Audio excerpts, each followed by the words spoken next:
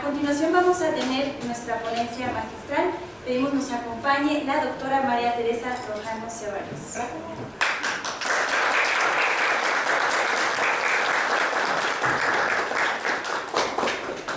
Muchas gracias por la invitación a los organizadores, a la doctora Lilian. Y bueno, pues empezaremos. Considerando que varias de las ponencias el día de hoy son sobre nuestro festejado, nuestra hermosa constante de las matemáticas, pues el PI tiene su propia historia y hablarán de ella seguramente algunos de mis colegas, mis compañeros en las ponencias de hoy. Pero yo voy a hablar de otra historia.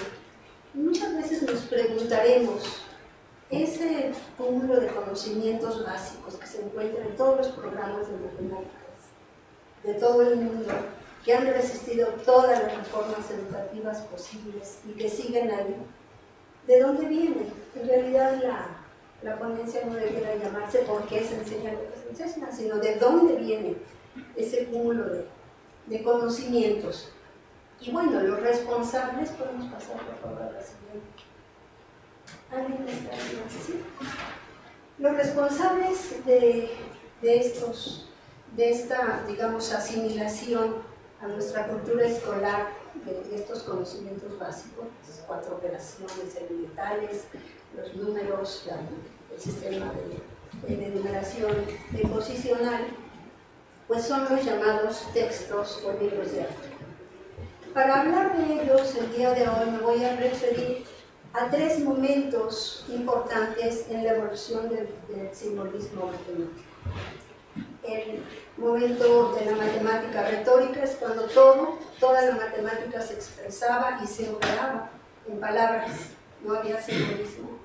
Luego viene la matemática sincopada, que es donde ya se empiezan a incorporar uno que otro símbolo, por ejemplo el elefanto ya introduce una letra para denotar, para designar a las cantidades desconocidas, las incógnitas, pero todavía es una mezcla de estos símbolos con el lenguaje natural.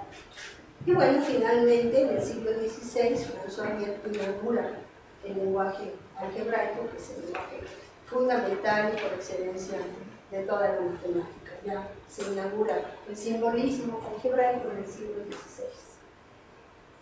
La obra con la que se inicia esta nueva etapa de la matemática es el arte analítico de François y que se publica en el siglo XVI. Bueno, pues entonces los textos de Ábaco se ubican en la etapa retórica, cuando todo era puras palabras. Y ya tenían en sus contenidos la resolución de problemas más prácticos, pero voy a decir por qué. Están los métodos de la matemática oriental, de la matemática árabe, de la matemática hindú, y están el italiano vernáculo, el italiano local de los siglos XIII al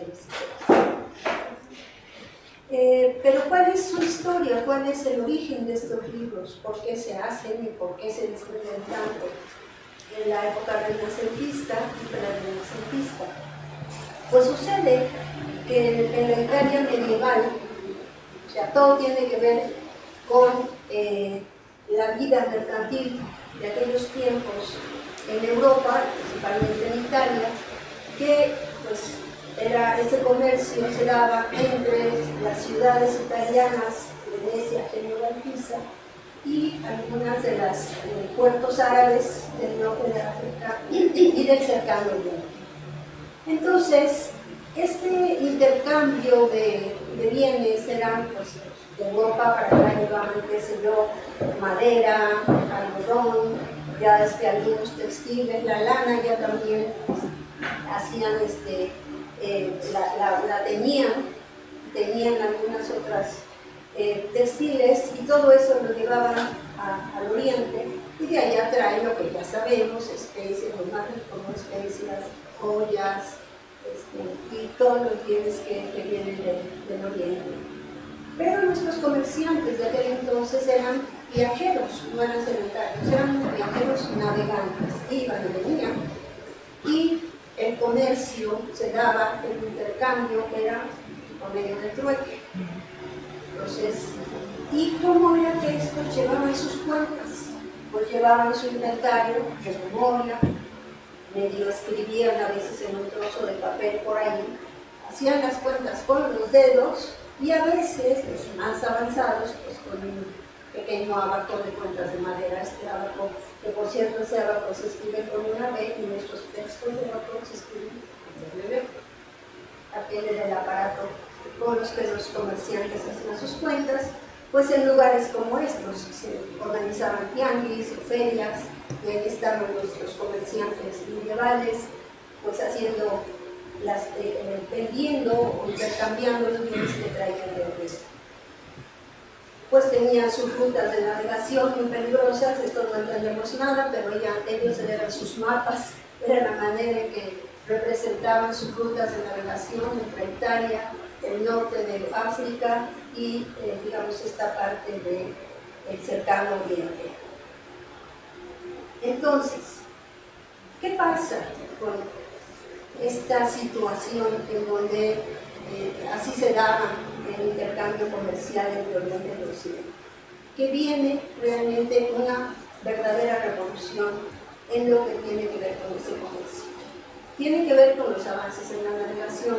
Sucede que ya estos navegantes italianos logran hacer rutas de navegación para conectar el Mediterráneo con el Mar del Norte y entonces con eso acortan algunos viajes, evitan más la piratería, se vuelven más seguros los viajes, entonces hay un boom del comercio, no solo hacia Oriente o entre Oriente e Italia, sino con Italia y el resto de Europa.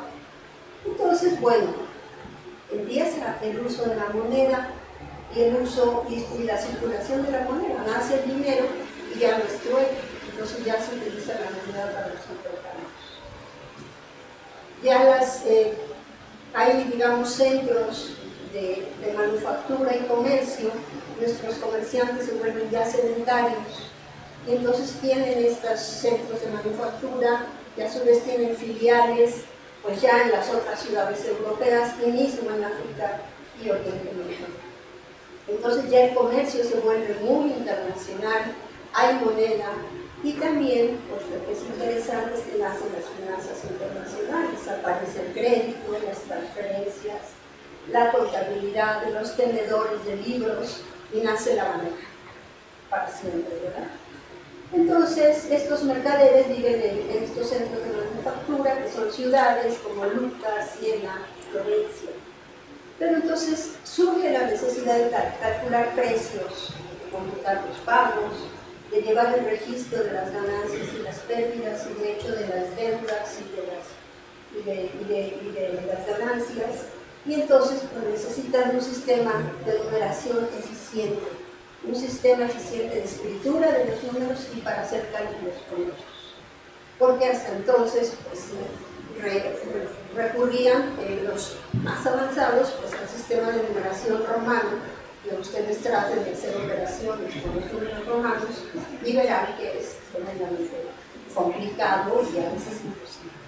Entonces, esta necesidad pues, fue cubierta, digamos, por los llamados libros de Ábaco. Los libros de Ábaco son el vehículo por excelencia de la asimilación de la matemática árabe y la matemática hindú hacia Occidente, hacia la Europa occidental. Y con este traer ese saber del Oriente al Occidente, que es esta matemática, surge un movimiento importantísimo en la Italia de aquel entonces, entre los siglos XIII y XVI, que es la matemática práctica del Renacimiento, así se le llama a ese periodo.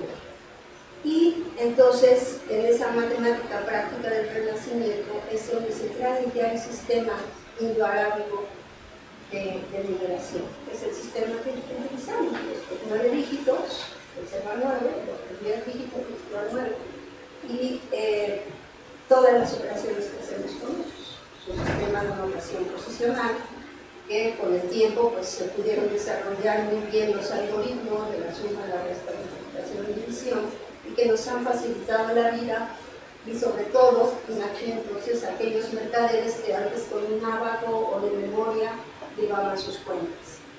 Entonces hubo la necesidad de educar a una nueva clase socioeconómica. Estos mercaderes y sus hijos realmente son una clase socioeconómica ascendente, que es la clase de los mercaderes, pero en realidad hoy en día se le llama pues, la burguesía. Esa clase socioeconómica se impone a la clase feudal. Y entonces, ¿qué es lo que pasa? Los señores feudales les heredaban a sus hijos, ¿qué cosa? Tierras, bienes tangibles, pero estos mercaderes, esta nueva clase, la nueva burguesía, la clase de ascendencia, ¿qué es lo que les tiene que heredar a sus hijos? Habilidades. Las habilidades matemáticas que les permitan continuar con el negocio mercantil de los padres. Entonces, en Venecia se abren las primeras escuelas de ábaco y de contabilidad. Se inventa el método de la contabilidad de doble entrada, créditos y débitos, y aparece la obra que habrá de popularizar en Europa el uso de las cifras invariables. El Liber Abaci de Leonardo Pisano, mejor conocido como Fibonacci. Esa obra, el Liber Abaci, aparece en el 1902, o muy temprano, todavía es edad media, eso está apenas yéndose hacia, digamos, orientándose ya hacia el Renacimiento, pero es todavía muy temprano.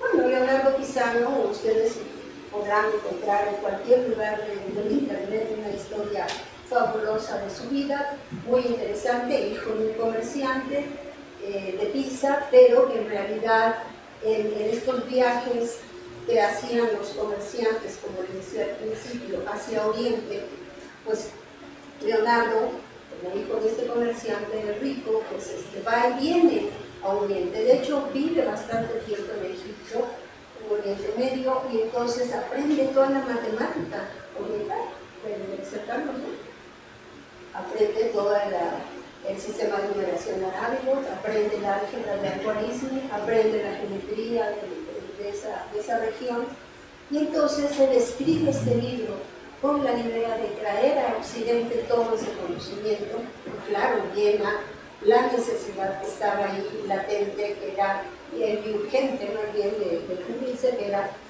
un nuevo sistema de numeración, una nueva manera de hacer las cuentas. Ese Liber Abaci, perdón, contiene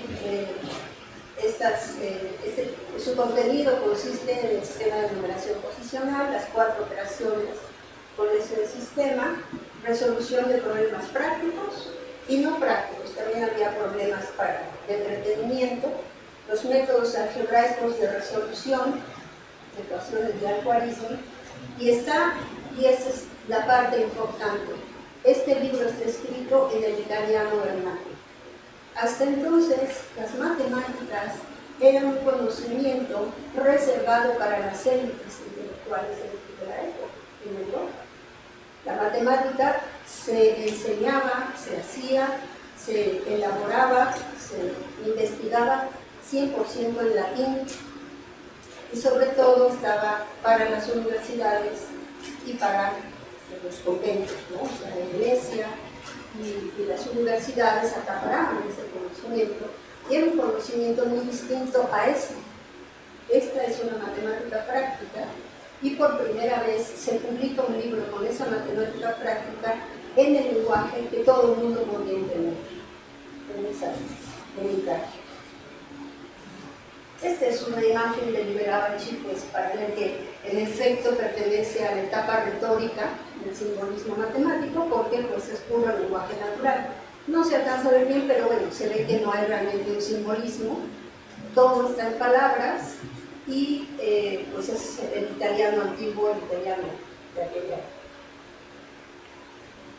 Entonces, los mercaderes italianos llevan a toda Europa la nueva matemática y sus métodos, con esta posibilidad que tienen ya de tener ese conocimiento accesible por medio del lenguaje vernáculo, y entonces pues llega a Alemania. O sea, llega a Alemania este tipo de matemática y entonces la aprenden los llamados cosistas. Los cosistas son los algebristas de aquel entonces, porque a la incógnita se le llamaba la cosa, así se le llamaba para poder operar con ella. Y en Alemania había un grupo de algebristas, de cosistas, y aprenden esta matemática de sus números. Y sucede que durante 3 siglos en toda la región de la Toscana se enseñó un currículum basado en el Liberace de Fibonacci. O sea, por primera vez empieza a diseminarse esto a través de la escuela. Se abren escuelas de ábaco en varias ciudades italianas y se escriben cientos de textos de ábaco. Podemos decir que este es el nacimiento de la escuela en la cultura occidental. No había escuelas. Los niños pues aprendían lo que fuera dentro de sus casas. Los hijos de los nobles pues iban a los conventos o a donde pudieran, a las universidades a aprender, pero digamos que el pueblo en general no tenía acceso al conocimiento. Ahora es un gran orgullo, ya que muchos matemáticos por aquí, decir que las primeras escuelas de Occidente se abren a propósito de la matemática y se enseñan matemáticas. Los contenidos, o sea, los jóvenes de estas escuelas iban a aprender matemáticas. Muchos con fines utilitarios, porque eran hijos de comerciantes, pero muchos otros no, iban por el gusto de la matemática. Que por ahí decía el maestro Carlos que a lo mejor a algunos no mucho les gusta, pues en aquel entonces sucede que parece que sí había mucha gente interesada en la matemática y entonces asistía a estas escuelas de ábaco. Se escriben cientos de textos de ábaco con miles, decenas de miles de problemas de ábaco. Los textos de ábaco, además de una primera introducción al sistema arábigo, el sistema de numeración indo-arábigo y sus 4 operaciones, luego son un compendio de problemas prácticos y de entretenimiento, pero para aprender los métodos de resolución. Ahora, ¿por qué son tantos problemas? Porque no hay el lenguaje todavía. No hay el lenguaje que capture los métodos generales que conocemos hoy en día. Entonces, para cada problema se volvía a hacer absolutamente todo el procedimiento, aunque ya se conociera el procedimiento. No había el lenguaje para expresar esa generalidad. Entonces, por eso los textos de ábaco tienen esa particularidad. Este es el contenido de un texto de ábaco típico. De hecho, es prácticamente el índice de Liberace, de Fibonacci. Me permití traerlo para presumírselos. Esto está traducido directo del italiano antiguo al inglés. Y entonces, bueno, pues apenas apareció a finales del siglo pasado, y está publicado en español. Entonces, en el índice de este libro, coincide con este entero que he puesto ahí, que es la multiplicación de números enteros. No entiendo muy bien por qué siempre le da prioridad a la multiplicación Fibonacci, pero empieza siempre con multiplicación, luego la suma, luego la sustracción, y se toma la molestia de decir sustracción de números menores de otros mayores, porque no existen los negativos. División de números enteros, le llamo integrales, multiplicación de enteros con fracciones, otra vez la multiplicación por delante, suma, resta y división de enteros con fracciones, problemas de encontrar el valor de una mercancía por el método principal, hay un método para hacer eso, encontrar raíces cúbicas y cuadradas y las operaciones con estas raíces, y una matemática más avanzada, que son las reglas de la geometría y problemas de álgebra. Seguimos, por favor. Sucede que entonces los textos de ábaco sí traen todo esto que les digo. Hoy en día nos acompaña la suma, la resta, la multiplicación, la división de los números naturales, combinados con las fracciones, y bueno, vienen y van reformas educativas y nuevos métodos de enseñanza, y que ahora por la resolución de problemas, y que ahora no, que mejor por este otro acercamiento, pero ese núcleo de conocimiento sigue ahí, y viene de la Edad Media, y viene a propósito de problemas prácticos. Forma parte de nuestra escuela y llegaron para quedarse. Pero estos textos de Ábaco, como les decía, no se quedan en la aritmética. También Fibonacci se toma la molestia de traer a Occidente ya el conocimiento algebraico que teníamos antes. Entonces, en los textos de Ábaco hay métodos algebraicos presimbólicos de resolución de problemas. Otra vez, todo es con palabras. En el origen de la matemática, en el origen del álgebra, están los problemas. Y los problemas y su solución están enteramente en el lenguaje natural. Me permití traer el ejemplo de uno de estos problemas. No se espanten, no les voy a recitar todo el desarrollo, no se trata de eso. Es el problema 1 del Trattato di Fioretti del maestro Marco Antonio Mazzinghi, y que lo publica en 1350 en Italia, o sea, ya es bastante más avanzado que el Liberabaci de Fibonacci. Este es el enunciado del problema, y yo, pues para mi tesis doctoral, tuve que traducir del italiano antiguo al simbolismo algebraico moderno el enunciado y el procedimiento de resolución. Y el enunciado dice: hacer de 19 3 partes de proporcionalidad continua. Hacer de 19 3 partes, las partes están en proporcionalidad continua, hay que cesar bien como llegues a hacer. De tal forma que la primera está multiplicada por las otras dos, la segunda por las otras dos, y la tercera por las otras dos, y la suma de estas tres cantidades da 228. ¿Cuáles son esas partes?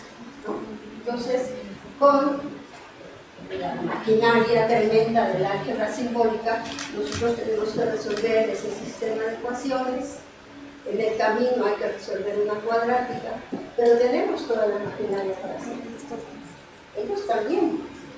Pero fíjense nada más cómo es el desarrollo.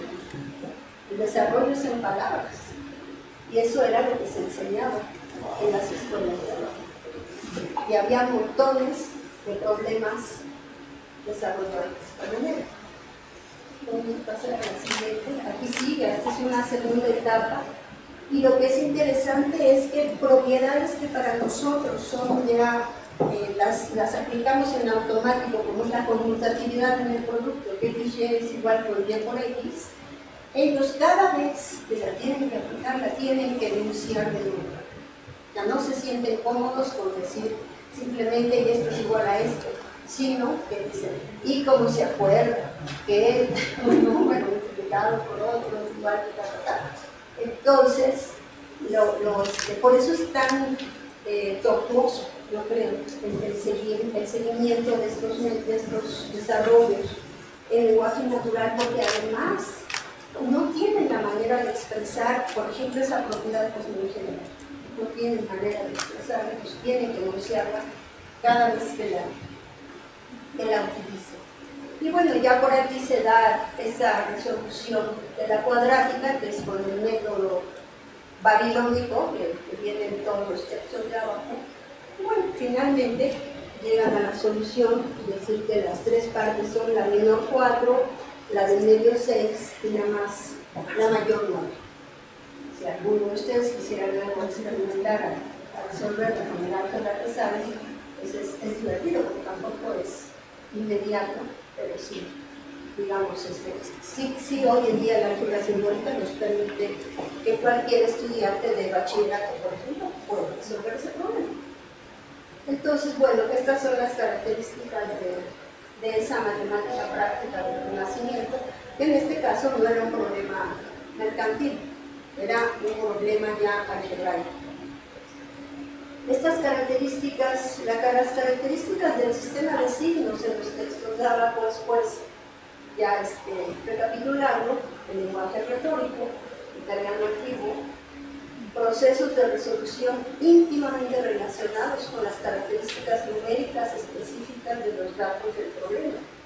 Hoy en día nosotros podemos hablar de familias de problemas, que nada más varían los números, los datos, pero digamos que la ecuación que lo resuelve es exactamente la misma, nada más varían los coeficientes.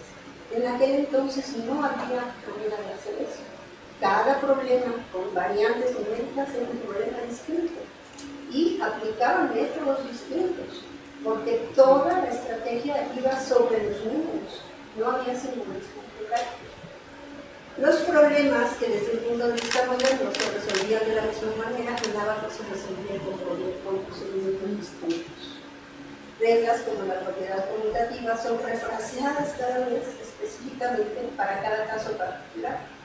La regla es evocada y expresada cada vez y para cada caso particular en el que se aplica y no hay operaciones cantidades desconocidas. Esto es muy importante en la historia del simbolismo, esa es otra historia, que algún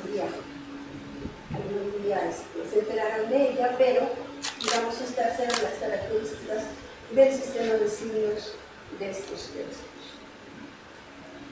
Pero entonces ya, pasada la Edad Media, todo este boom de los textos de Ábaco, libros de las escuelas de Ábaco, de los maestros de Ábaco y de los estudiantes de Ábaco, pues sucede que, por otra vía, la matemática, esa que se escribe en latín, esa que se usa para las élites intelectuales, también tiene su impulso, su evolución. Y entonces, ya en el siglo XVI, aparece en la matemática simbólica, el álgebra simbólica, el arte analítico, que está escrito por François Vier, que vive en esos años, nace en el 40, desde los 40 muere en 1603. Nace el lenguaje del álgebra, que es un lenguaje autocontenido, es un lenguaje que no necesita de ningún otro lenguaje para expresarse. Las ecuaciones y su solución, así como los teoremas y su demostración, se realizan dentro del mismo lenguaje. Sí, esta es la obra más influyente en la historia de la matemática. Por este salto enorme hacia el simbolismo, se inventa el lenguaje de las matemáticas. Nace un lenguaje fundamental y propio de las matemáticas. Pero bueno, volviendo al tema de nuestra ponencia, pues nada más decir que los contenidos de los textos de Ábaco, afortunadamente ya en combinación con el lenguaje moderno de las matemáticas, siempre estará en el currículum de matemáticas de cualquier escuela, de cualquier programa, de cualquier país, y yo creo que para siempre. Pues muchas gracias.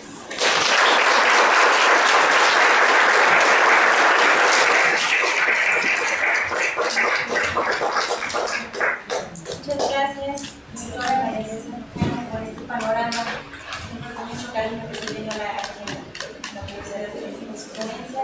No sé si exista alguna duda, algo que quisieran comentar sobre todo este panorama que tenemos de lo que ha sido la enseñanza de la matemática, todos los lenguajes que ha involucrado, llevando finalmente al álgebra, que nos lleva finalmente a la enseñanza en este nivel. ¿Hay algún comentario, alguna observación?